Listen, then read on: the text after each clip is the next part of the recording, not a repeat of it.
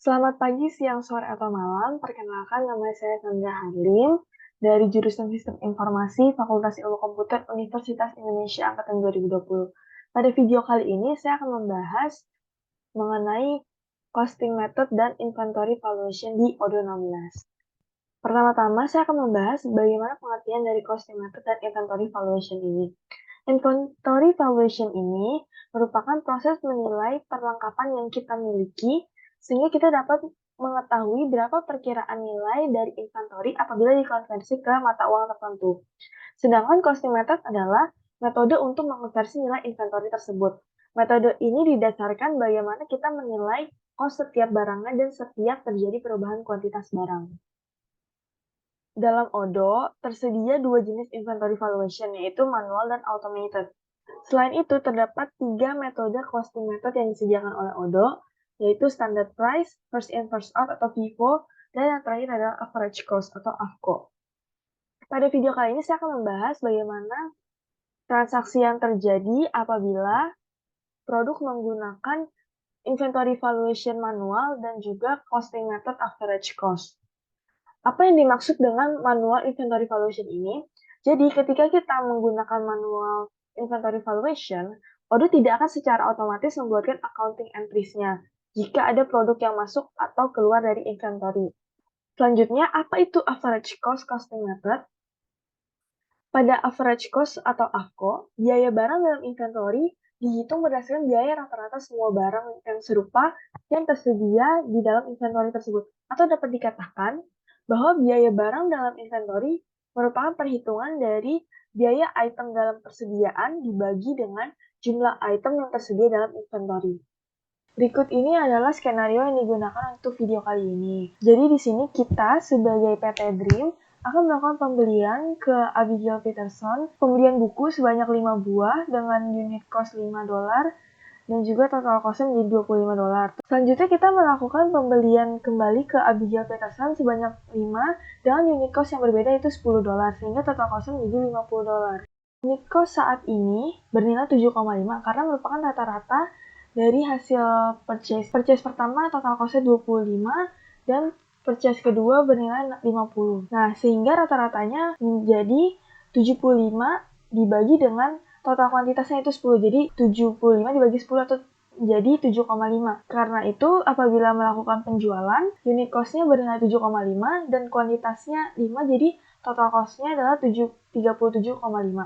Sehingga saat ini inventory on hand-nya bernilai total cost-nya 37,5 dan unit cost-nya 7,5 dengan kuantitas 5. Selanjutnya, kita akan mensimulasikan penerapan costing method dan inventory valuation ini di ODO 16. Sebelumnya, pastikan terlebih dahulu bahwa Anda telah mengunduh modul inventory, invoicing, accounting, dan juga purchase.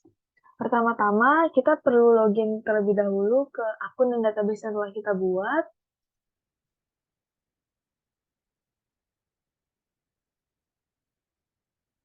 Setelah kita berhasil login, langkah pertama yang perlu kita lakukan adalah membuat produk kategoris. Nah, di sini kita pergi ke modul inventory, kemudian kita klik configuration yang ada di navigation bar, kemudian pilih produk kategoris, kemudian kita akan klik tombol create. Di sini saya akan membuat kategori produk dengan nama produk 1 dan parent kategorinya adalah all. Kemudian untuk costing methodnya, kita akan menggunakan average cost seperti yang saya sudah jelaskan sebelumnya. Kemudian untuk inventory valuation-nya kita menggunakan manual. Setelah itu kita klik tombol create. Lalu kita balik lagi ke halaman ini, dan di sini dapat dilihat bahwa produk kategoris dengan nama produk 1 dan parent kategorinya all telah berhasil kita buat. Setelah berhasil membuat produk kategoris, langkah kedua yang perlu kita lakukan adalah membuat produk untuk kategori tersebut. Untuk membuatnya kita perlu pergi ke modul inventory, kemudian klik products yang di navigation bar, kemudian pilih products. Nah, kemudian di sini kita dapat membuat produk dengan mengklik tombol create sini. Di sini kita akan membuat produk dengan nama, misalnya di sini adalah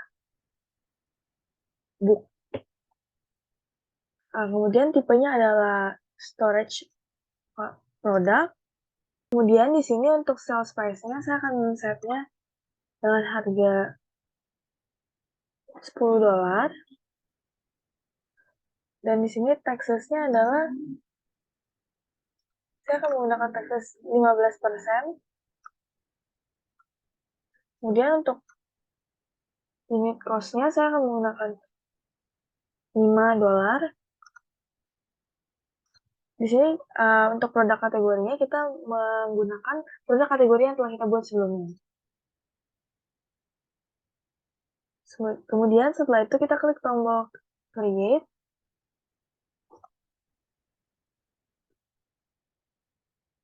Kita balik lagi ke halaman produk dan kita lihat di sini adalah book. Di sini dapat dilihat bahwa untuk sales price adalah $10 dan cost-nya adalah $5.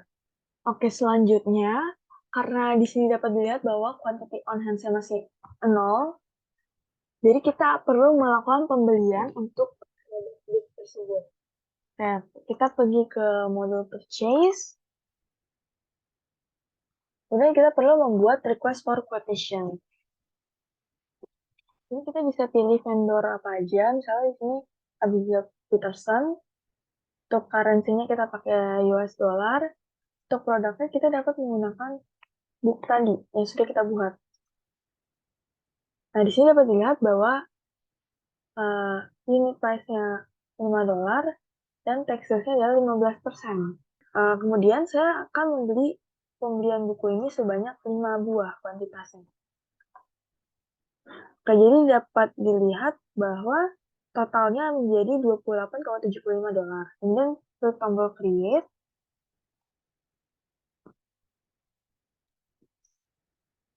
Kemudian request for quotation ini kita confirm ordernya sehingga menjadi purchase order. Kemudian setelah itu kita melakukan penerimaan barang, yaitu dengan klik tombol receipt di sini.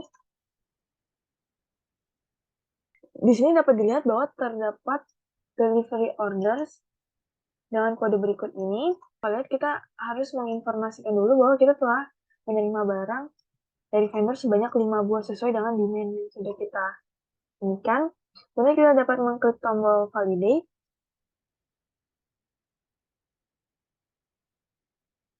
Setelah itu kita membeli kembali produk book tersebut.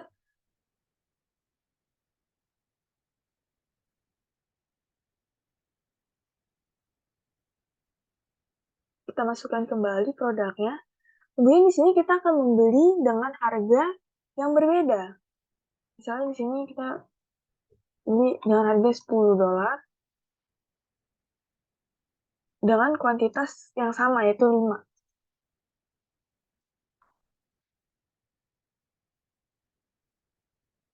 Sini kita akan ganti unit price-nya.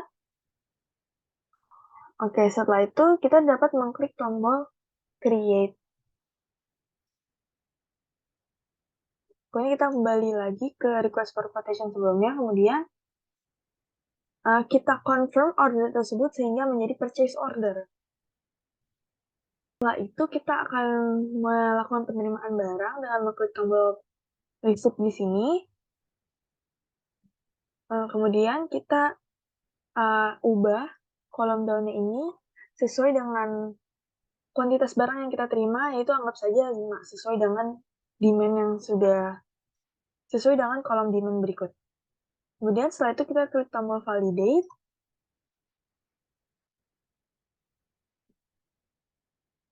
Nah, di sini dapat dilihat bahwa delivery order-nya telah berubah menjadi done.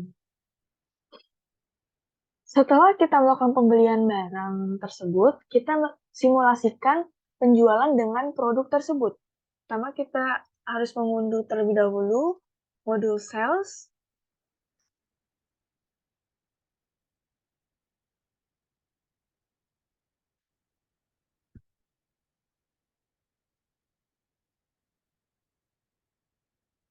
Oke, setelah mengunduh modul sales, kita pergi ke modul sales.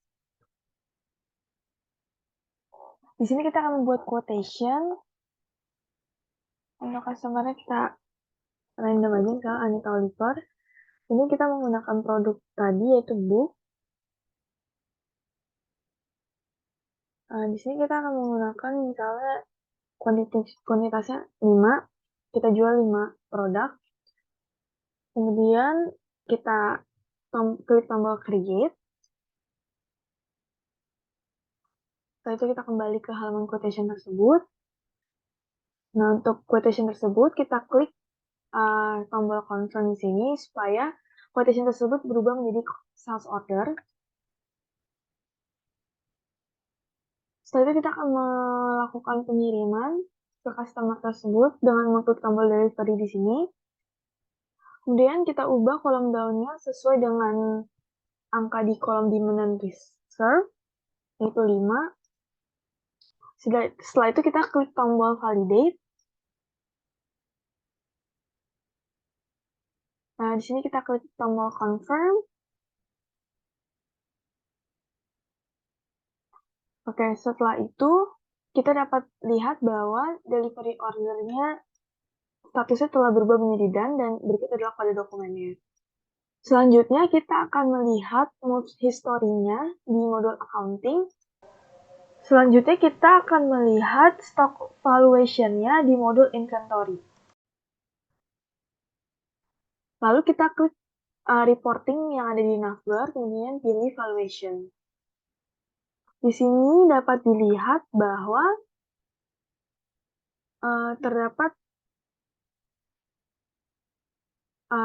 terdapat produk yang masuk yaitu book sebelumnya sebanyak 5,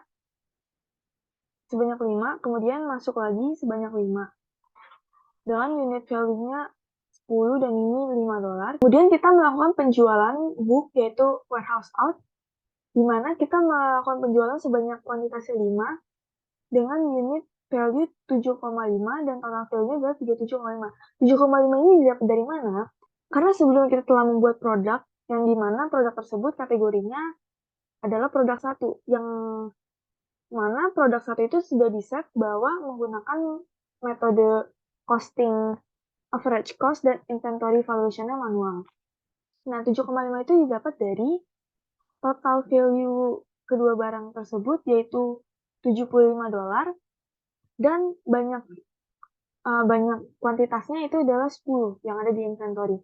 Jadi 75 dibagi 10 adalah 7,5. Karena itu unit value yang keluar sebanyak 7,5 dan dikali dengan kuantitasnya itu 5. Jadi total value yang keluar adalah 37,5. Setelah melihat stock valuation tersebut, jangan lupa untuk lakukan proses pembelian dan penjualan itu hingga payment. Sehingga setelah itu kita dapat pergi ke modul accounting, kemudian pilih accounting di navigation bar dan klik yang bagian journal entries. Di sini dapat dilihat bahwa tidak ada jurnal yang terbentuk dari inventory valuation tersebut. Hal ini dapat terjadi karena kita menggunakan manual inventory valuation pada saat pembentukan produk kategoris. Sekian dari saya. Mohon maaf apabila terdapat kesalahan dan juga semoga video ini dapat bermanfaat. Terima kasih.